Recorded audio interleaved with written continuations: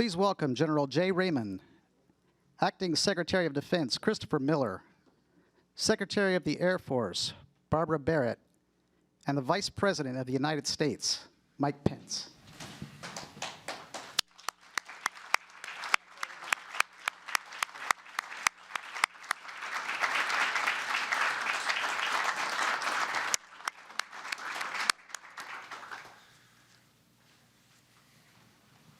Since the dawn of the space age, the United States has long understood that access to space and freedom to maneuver in space underwrites our economy, our passion for science and exploration, and our national security.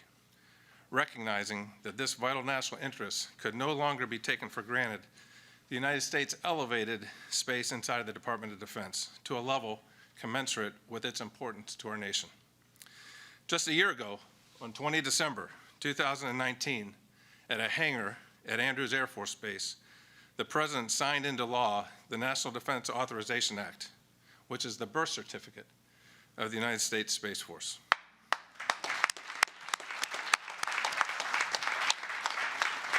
And what a first year it has been.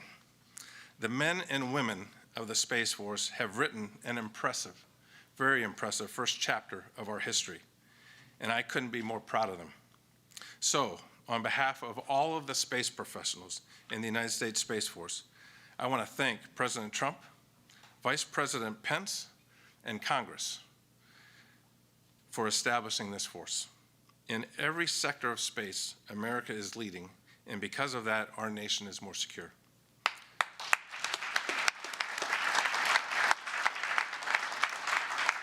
A special thanks to Vice President Pence for hosting today's ceremony. Sir, we can't thank you enough.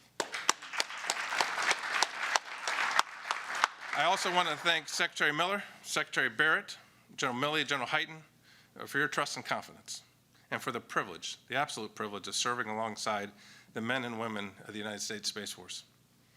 Each American armed service traces its origin to a critical moment in our nation's history. Our Army, Navy, and Marine Corps were established in the crucible of America's Revolutionary War. The Air Force became an independent service after the Allied victory in World War II, as America steeled itself for a new Cold War. And with the reemergence of great power competition in all domains, the nation established the United States Space Force. While each service's culture and mission are distinct, what is common between us is the warfighting spirit and commitment to victory embraced by America's treasure, its all-volunteer force. The members of the Space Force are no different. We come to work every day focused on the great responsibility we've been given to custom build this force to compete, deter, and to win. That requires the boldness of Colonels Casey Beard and Christopher Ningle, who led a team that built the first Space Force doctrine, the first independent space power doctrine. It requires the agility and innovation demonstrated by Senior Airman Bailey Bork, who wrote a new piece of software at Vandenberg Air Force Base and embedded that software on the ops floor, improving our ability to have space domain awareness. And it's the commitment to victory displayed by Captain Tasia Reed and Lieutenant Christiana Castaneda, whose mission planning ensured the successful detection of Iranian missiles that preserved the lives of U.S. personnel and our partner forces in Iraq. I have complete trust and confidence in the force that we've built. I know they will deliver on the solemn promise we've made to protect and defend this nation against all enemies, foreign and domestic, with a warfighting spirit and our touchstone traits of agility, innovation, and boldness. On the occasion of our first birthday, I thank you all for your visionary leadership and your enduring support. We have made history together, and looking back, I'm confident we will stand in awe of our efforts to ensure the United States Space Force and the United States is always above. Happy first birthday and Semper Supra.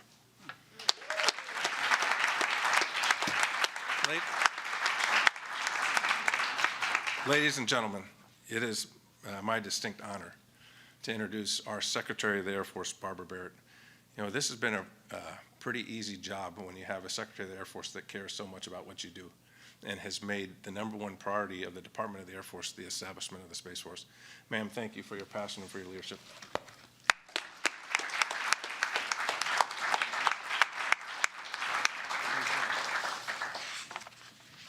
Thank you, General Raymond. What a pleasure it is to be a part of a team headed by the leadership of General J. Raymond. Call him Hap Raymond, but it's an Air Force thing. You know, for millennia, humanity has turned its gaze to the stars for inspiration. Today, we celebrate the nation's newest service, dedicated to protecting free and open access to the ultimate high ground for all benevolent actors. With the leadership of President Trump, the coordination and cooperation with Congress on a bipartisan effort, the clear vision of a service was established to protect the American way of life, and it was launched under the name of the United States Space Force. No one has been a better champion of that effort than our Vice President, Mike Pence.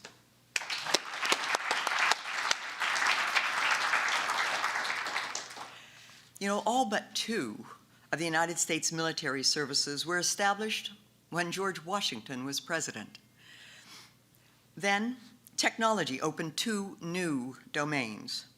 Yesterday, we celebrated the first flight by Wilbur and Orville Wright, a flight that laid the cornerstone for the U.S. Air Force. And today, we celebrate the protection of space assets by the new U.S. Space Force. In its first year, you might have expected a Space Force to build a new headquarters leadership team, maybe to publish planning guidance, maybe to transfer 2,500 airmen from the United States Air Force into the Space Force, and maybe you might have thought that they would be able to establish a force multiplier program to generate a digitally fluent Space Force. The Space Force, in fact, did all of that. But because of the bold leadership of Jay Raymond and his team, the Space Force also detected incoming missiles in Iraq 5 days after the elimination of Soleimani, and ultimately saved a great number of American lives. The United States Space Force completed its first national security space launch. It conducted space war games with Five Eyes partners as well as France and Germany.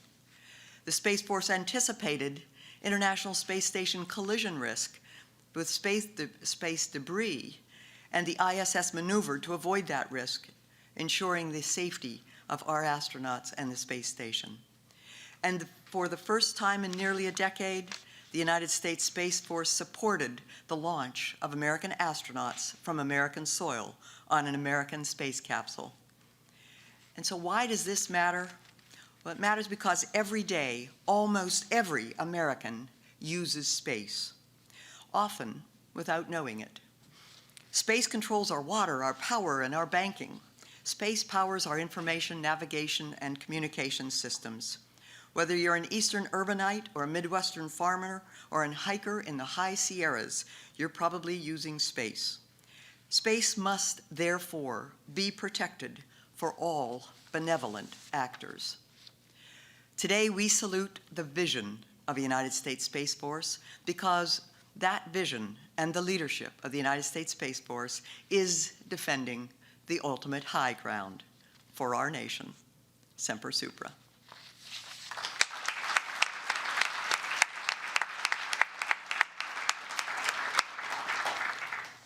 And now let me introduce and invite you to welcome the Secretary, the Acting Secretary of Defense, Chris Miller, who draws on myriad experiences both in counterterrorism and in special operations to offer unique insights into the space domain. Ladies and gentlemen, Secretary Miller. Great job.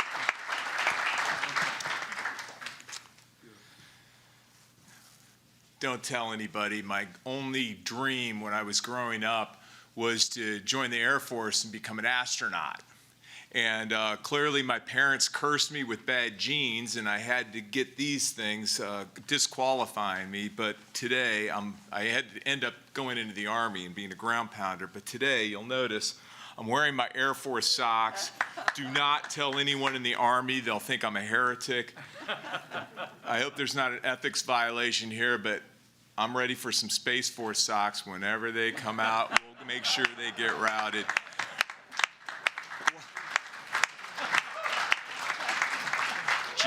Just saying. What an incredible day. I'm humbled and beyond words to be able to be part of this. Secretary Barrett, Vice Chairman Heighton, General Raymond, family, welcome. What a day, what an historic day. Many other leaders here today, all around here. Thank you. Thank you for your vision, vital role you played in standing up the Space Force. Sounds cliche at this point, following these great leaders. Very special thanks to President Trump, Vice President Pence as well. They spearheaded this effort, truly an historic effort. Sixth branch of the United States Armed Forces, 1 year ago today.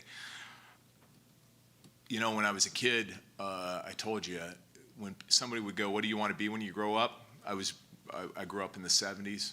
What did you say? I want to be an astronaut. My son's 19, he grew up in the 2000s, and when I'd ask him, you know, hey, what do you want to be when you grow up? I'd get all sorts of wacky stuff about, I want to be a baseball player or lacrosse player. You know, it broke my heart, you know, because that's where our country had come to with our space, in the space domain. And, you know, because of you all, our sons and our daughters now, when they're asked, what do you want to be when you grow up? Guess what they're going to say again? Astronaut.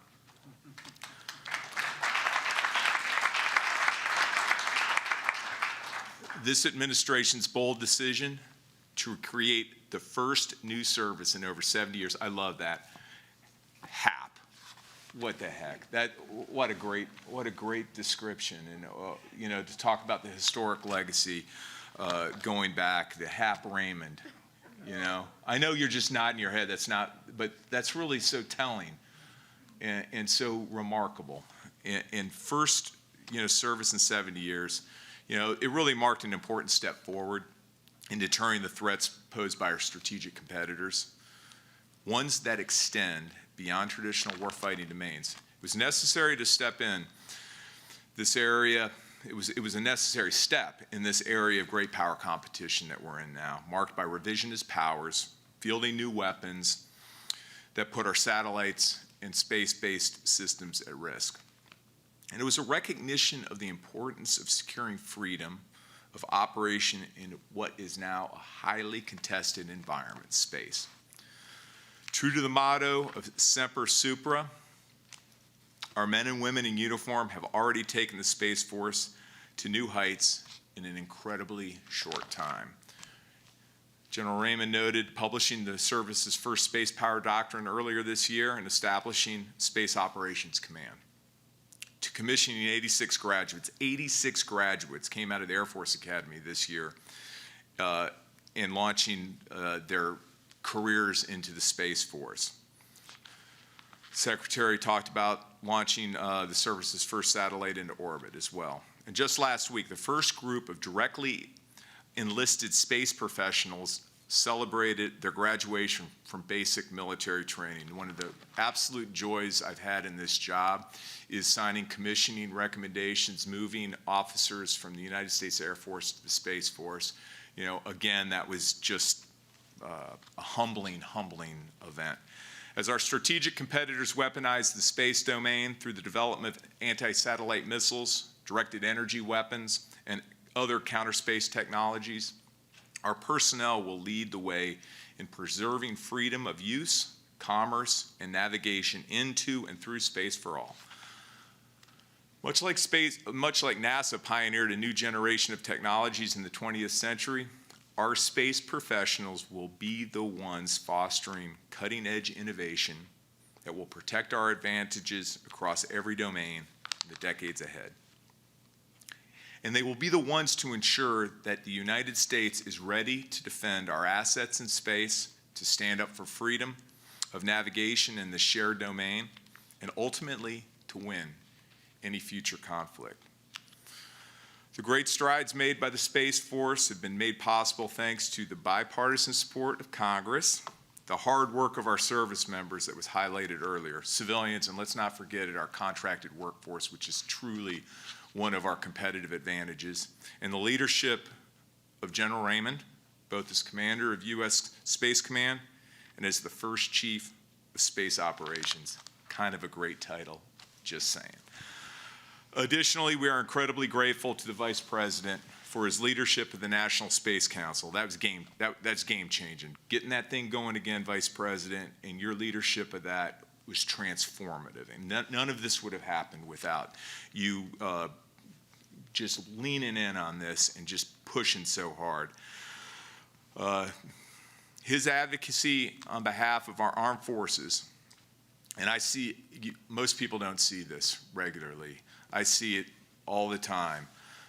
The leadership of the Vice President, his care and his compassion for our men and women in uniform and their families is remarkable. Your advocacy on behalf of our armed forces and a new generation of space professionals continues to make us stronger, safer, and more secure as we maintain American superiority in the ultimate high ground. Mr. Vice President, I'm going off script again, I know, but I just want to personally thank you. We've been through some stuff.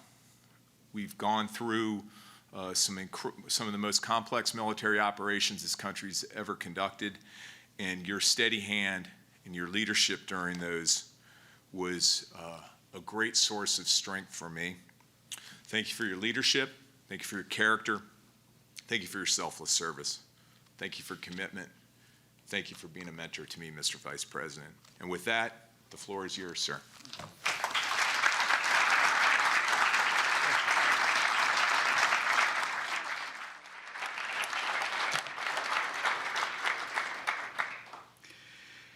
Well, thank you all for being here today to Acting Secretary of Defense